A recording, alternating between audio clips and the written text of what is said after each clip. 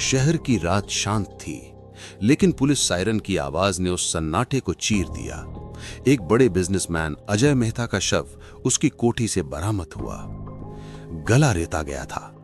Inspector Raghav Sharma को case सौंपा गया। पहली नजर में चोरी का मामला लग रहा था, लेकिन अजय का सेफ और गहनों से भरा लॉकर सही सलामत था। मतलब हत्या के पीछे कोई और मकसद था।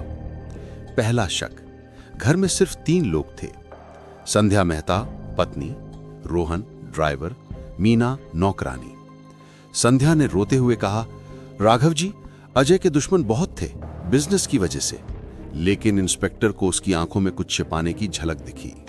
इंस्पेक्टर ने कमरे की तलाशी ली। मेज पर आधा जला हुआ कागज मिला, जिस पर लिखा था कि अगर तुमने पैसे नहीं दिए तो। लग रहा था कि कोई अजय को ब्लैकमेल कर रहा था।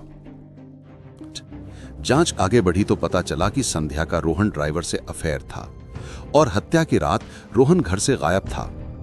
मीना ने गवाही दी, मैंने आधी रात को मैडम और रोहन को लाइब्रेरी में बहस करते देखा था। राघव को अब यकीन हो गया कि इस मर्डर में प्यार और लालच दोनों का खेल है। सीसीटीवी फुटेज निकलवाया गया। उसमें साफ दिखा कि रोहन आधी रात को अजय के कमरे में गया था। कुछ मिनट बाद संध्या भी वहां पहुंची, लेकिन हैरानी की बात यह थी कि कमरे से तीसरी परछाई भी बाहर निकल रही थी। वो थी मीना नौकरानी। असल में मीना ही ब्लैकमेल कर रही थी। उसने संध्या और रोहन के राज पकड़ लिए थे। उस रात वो सबूत मांगने अजय के कमरे में गई थी, लेकिन झगड़े में उसका हाथ फिसला और अजय की हत्या हो गई। रोहन और संध्या डर गए और उन्होंने चुप्पी साध ली। एंडिंग, राघव ने मीना को गिरफ्तार कर लिया। संध्या और रोहन पर भी साजिश छुपाने का केस दर्ज हुआ।